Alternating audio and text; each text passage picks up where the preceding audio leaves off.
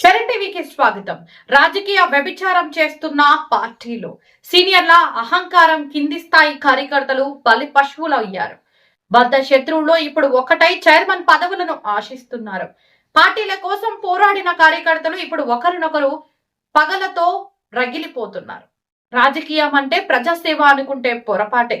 అది ఇప్పుడు ఓ నియోజకవర్గంలోని నేతలకు కేవలం అహంకారాల వేదికగా మారింది.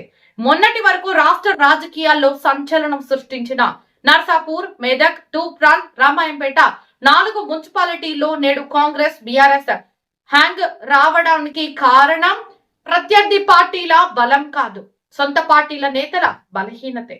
నర్సాపూర్ గడ్డపై 3 కాంగ్రెస్ నేతల మధ్య సాగుతున్న ఈ ప్రచ్ఛన్న యుద్ధం చూస్తుంటే పాత సామెత గుర్తొస్తుంది. ఆవులు ఆవులు కొట్లాడి దూడల కాలు విరగొట్టినట్టు ఉంది వీరి వ్యవహారం. నేతల అహం, కార్యకర్తల బలి.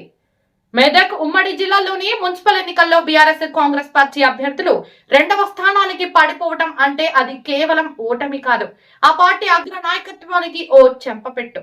తన ఇలాకాలో తాను ఎమ్మెల్యేగా పోటీ చేసి గెలిచిన అనంతరం రాష్ట్ర స్థాయిలో మంచి పొజిషన్ లో ఉన్న ఆయన మొన్న జరిగిన మున్సిపాలిటీ ఎన్నికల్లో సంపూర్ణంగా ఎన్నికల ప్రచారానికి రాకపోవడానికి గల కారణాలు ఏమిటి?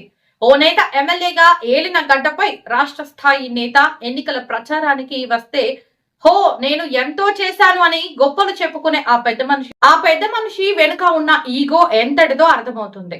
అటు ఉన్న నాయకుడు కూడా తన పంథాన్ని వీడలేదు. వీరి ముగ్గురి మధ్య ఉన్న ఆధిపత్య పోరులో క్షేత్రస్థాయిలో కష్టపడి పనిచేసే సామాన్య కార్యకర్తలు, అభ్యర్థులు బలైపోయారు. గెలిచే అవకాశం ఉన్న చోట కూడా కేవలం సమన్వయ లోపంతో 2వ స్థానానికి పరిమితం కావడం కాంగ్రెస్ కు అవమానకరం.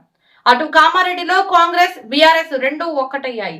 ఇది చూస్తుంటే బద్ద శత్రువులు ఒక్కటవ్వడం రాజకీయ వ్యభిచారమే అని చెప్పవచ్చునో కాదో ఓచర్లకు ఆరోపిస్తున్నారు.